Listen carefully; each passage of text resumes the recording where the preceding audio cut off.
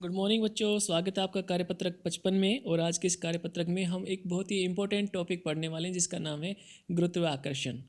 गुरुत्वाकर्षण के बारे में आपने पहले भी पढ़ा होगा कुछ क्लास में। सिक्स्थ में भी हमने जब बल के बारे में थोड़ा बहुत पढ़ा है, सेवन्थ में। तो अभी इसके बारे में एक दो लाइनें पढ़ी हैं, लेकिन ये हम इसको थोड़ा सा डीपली पढ़ते हैं। थोड़ा सा बोला मैंने, ज़्यादा नहीं। तो गुरुत्वाकर्षण क्या होता है, इसके ब्रैकेट में एक और टॉपिक हमें दिया गया है, मुक्त पतन। ये क्या चीज़ होती है और ये कैसे काम करता है। आपको ये तो पता है कि जब भी किसी वस्तु को हम ऊपर की ओर फेंकते हैं, उछालते हैं, तो वो नीचे ही आकर गिरती है।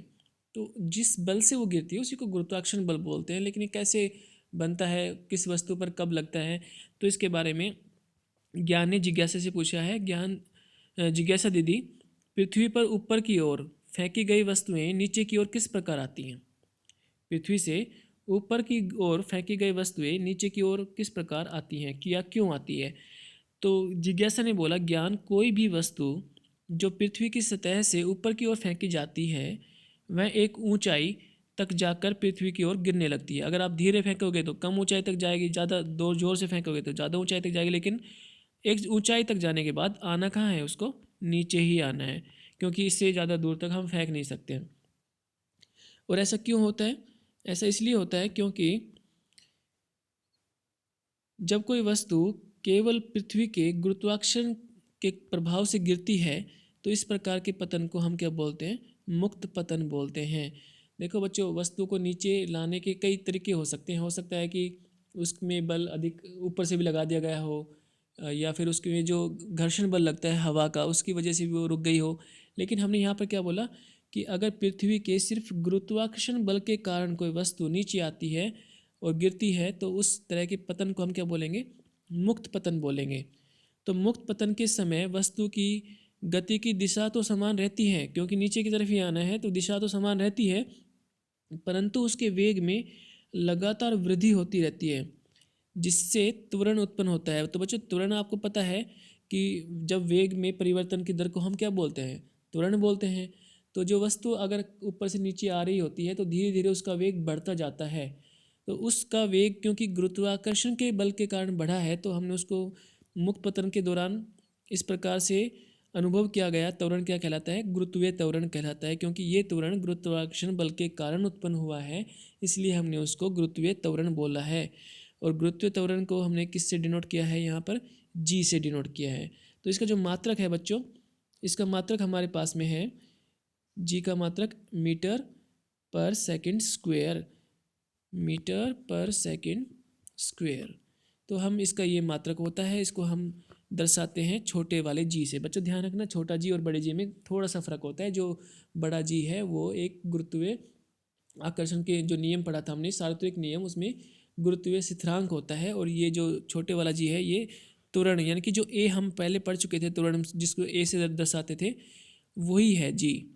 बस ए को हमने यहाँ जी क्यों मान लिया, क्योंकि ये गुरुत्वाकर्षण बल के कारण, पृथ्वी के गुरुत्वाकर्षण बल के कारण बना हुआ एक त्वरण है, तो इसलिए वो हमने अलग से दर्शाने के लिए जी से दर्शाया गया है। अब इसके पृथ्वी के गुरुत्वीय त्वरण के लिए जो समीकरण है वो हम कैसे दर्शा सकते हैं, उसको कैसे निकालेंगे। तो उसके लिए हमारे पास तरीका ये है कि हम मान लेते हैं कि कोई वस्तु है जिसको हमने पृथ्वी की तरफ उछाला है, पृथ्वी से ऊपर उछाला है और पृथ्वी की तरफ गिर रही है। और पृथ्वी का जो द्रव्यमान है दोनों को मान लिया है। वस्तु का द्रव्यमान छोटा एम, और कि पृथ्वी बड़ी होती है तो इसका द्रव्यमान बड़ा एम हो गया हमारे पास में। और पृथ्वी द्वारा वस्तु पर लगाया गया गुरुत्वाकर्षण बल, बल चाहे कोई भी हो, किससे डिनोट करते हैं हम, एफ से। यदि पृथ्वी और उस वस्तु के बीच की दूरी डी है तो गुरुत्वाकर्षण के सार्वत्रिक नियम के अनुसार क्या होगा भाई, आपको ये नियम याद होगा गुरुत्वाकर्षण का। पिछली वीडियो जरूर देखना बच्चों, अगर किसी ने नहीं देखी है उसमें मैंने लिखा हुआ है, उसमें बताया हुआ है उस पिछली वर्कशीट में कि जो बल F होता है वो किसके बराबर होता है, बड़ा जी यानी कि गुरुत्वीय स्थिरांक गुणा में पृथ्वी का द्रव्यमान m, वस्तु का द्रव्यमान छोटा m, और नीचे जो डिवाइड में हम बात करते हैं दोनों के बीच की दूरी डी स्क्वेयर, दोनों के बीच की दूरी का वर्ग के बराबर होता है। तो जी एफ किसके बराबर हुआ, जी कैपिटल एम स्मॉल एम, और दोनों के बीच की दूरी डी के वर्ग के बराबर होता है। ये हमारी समीकरण एक बन जाती है। और आपने बच्चों एक चीज़ और भी पढ़ी होगी कि जो बल होता है वो किसके बराबर होता है, द्रव्यमान गुणा में क्या, त्वरण, त्वरण के बराबर होती है। और यहाँ पर आपको पता है कि त्वरण क्योंकि पृथ्वी के गुरुत्वाकर्षण बल के कारण हम ले रहे हैं, तो इस ए को किसके बराबर लिख सकते हैं, जी के बराबर लिख सकते हैं, कि क्योंकि जी भी तो त्वरण है ना, बस गुरुत्वीय त्वरण है। तो यहाँ पर एफ की दो समीकरण हो गई है, ये दूसरी समीकरण है। पहली समीकरण यहाँ पर थी, दो यहाँ दर्शाई गई है, और दूसरी समीकरण एफ बराबर में एम जी। तो हम दोनों समीकरण क्योंकि दोनों एफ के बराबर ही है, तो हम दोनों को अब सेम लिख सकते हैं। तो हमने यहाँ पर इनको एक जैसा लिख दिया है। एम जी ये भी एफ के बराबर होता है, और जो capital G capital M into capital small M, और दोनों इनके डिवाइड में दोनों के बीच की दूरी का वर्ग। अब आप यहाँ पर देखेंगे कि जो दूरियां हैं, जो दोनों फॉर्मूले हैं दोनों तरफ रखे गए हैं, उसमें स्मॉल एम छोटा एम दोनों तरफ है, तो हम इनको कैंसिल कर सकते हैं। ठीक है, छोटा एम वहाँ से कैंसिल हो गया, जो बच गया उसको हमने यहाँ लिख दिया आगे। जो छोटा जी बचा है, यानी कि गुरुत्वीय त्वरण किसके बराबर हो जाएगा, कैपिटल जी कैपिटल एम और डिवाइड बाय डी स्क्वायर, दोनों के बीच की दूरी के वर्ग के बराबर। अब मान लीजिए बच्चों कि आपके पास जो वस्तु यहाँ ली गई है वो या तो पृथ्वी के बहुत नज़दीक है या उसके ऊपर रखी हुई है। तो जितनी पृथ्वी का जो त्रिज्या हो जाती है उतनी ही दूरी तो हो जाती है वस्तुओं के बीच में। पृथ्वी की केंद्र से और वस्तु की जो दूरी होगी वो पृथ्वी की त्रिज्या के लगभग बराबर हो जाती है, और पृथ्वी की त्रिज्या को हम आर से मापते हैं। तो ये जो डी यहाँ दर्शाया गया है इसकी जगह पर हम क्या ले सकते हैं, आर ले सकते हैं। तो आगे हमने यही किया है कि फॉर्मूला सेम ही है, लेकिन डी को आर बना दिया है, आर का स्क्वायर। आर इसलिए क्योंकि वस्तु अगर थोड़ी बहुत दूर है, पृथ्वी से हल्की फुल्की ऊपर है, तो उसको नेगलेक्ट कर देते हैं और हम उसकी त्रिज्या के बराबर ही ले लेते हैं। तो हमारा जो फाइनल फार्मूला बनेगा वो क्या बनेगा, small G is equal to capital G, और एम बड़ा एम का मतलब क्या है, पृथ्वी का द्रव्यमान, और नीचे दोनों वस्तु और पृथ्वी के बीच की दूरी का वर्ग। अब आइए बात करते हैं, इससे रिलेटेड एक छोटा सा पॉइंट हमारे पास में है कि पृथ्वी एक समान रूप से गोलाकार नहीं है। ये जानकारी बच्चों आपको रखनी है। पृथ्वी का जो साइज है वो कुछ ऐसा है कि वो बीच में से कुछ फैली हुई है, बिल्कुल गोल नहीं है, कुछ ऐसी है। तो जो त्रिज्या यानी कि जो इसका केंद्र है वो त्रिज्या अलग अलग जगह पर अलग अलग होती है। अगर हम ऊपर नीचे यानी कि पोल ध्रुवों की तरफ देखेंगे, दोनों ऊपर नॉर्थ पोल है, NP North Pole, South Pole SP, तो ये दूरी थोड़ी कम है। लेकिन जो अगर हम इनकी विषुवत रेखा पे देखते हैं, वृत्तों पर देखते हैं, तो दूरी ज़्यादा हो जाती है ये वाली। तो यहाँ पर ये ज़्यादा बढ़ गई है, त्रिज्या ज़्यादा हो गई है। तो क्या होगा, जब त्रिज्या ज़्यादा हो जाएगी तो हमारा जो फॉर्मूला है उसके हिसाब से हम देखेंगे कि ध्रुवों पर इसका परिणाम क्या होगा, ध्रुवों पर जो जी का मान होता है वो विषुवत वृत्तों से अधिक हो जाता है, क्योंकि जितना कम ये आर होगा, ध्रुवों पे आर की वैल्यू क्या होती है, कम होती है, तो जी का मान क्या हो जाएगा, ज़्यादा हो जाएगा।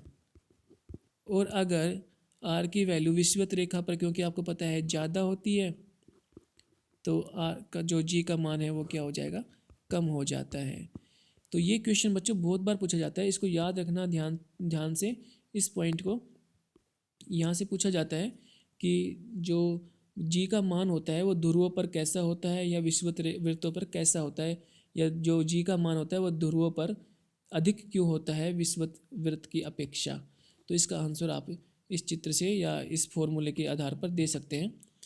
अब क्वेश्चन है हमारे पास में, मुक्त पतन को संक्षेप में समझाइए। तो बच्चों इसका जो आंसर है वो आपको कहाँ से लिखना है, इसका आंसर फर्स्ट पैराग्राफ से लिखना है कि जब कोई वस्तु केवल पृथ्वी के गुरुत्वाकर्षण के प्रभाव से गिरती है तो इस प्रकार के पतन को हम क्या बोलते हैं, मुक्त पतन बोलते हैं। और मुक्त पतन के समय वस्तु की दिशा समान जरूर रहती है, लेकिन उसके वेग में लगातार वृद्धि होती रहती है। ठीक है, तो ये क्वेश्चन आपका यहाँ से हो जाएगा।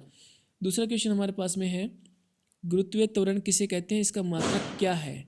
तो बच्चों इसका जो आंसर है वो आपको कहाँ से लिखना है, गुरुत्वीय त्वरण का मतलब क्या है, मुक्त पतन के दौरान वस्तु द्वारा अनुभव किया गया त्वरण क्या कहलाता है, गुरुत्वीय त्वरण कहलाता है। इसको छोटे जी द्वारा दर्शाया जाता है और इसका जो मात्रक है वो है मीटर पर सेकंड स्क्वायर। और क्वेश्चन नंबर 3 आपके पास में है, जी का मान ज्ञात करने का सूत्र प्रकलित कीजिए।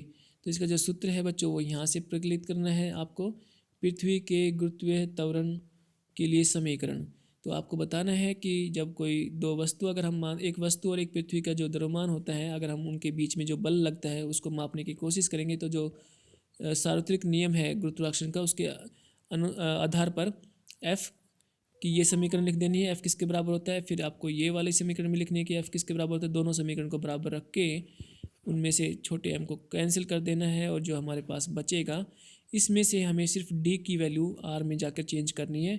इससे क्या होगा कि हमारा जो फॉर्मूला बनेगा वो फाइनल फार्मूला बन जाएगा। तो इसको अब पूरे को लिख देना है यहाँ से।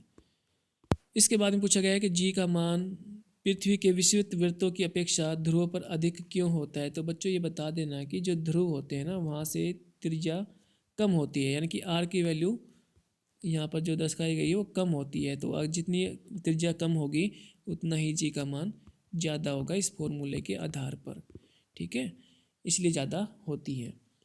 तो बच्चों ये आज की वर्कशीट थी, काफ़ी आसान थी, इसको जरूर समझना, लेकिन इम्पोर्टेंट बहुत है।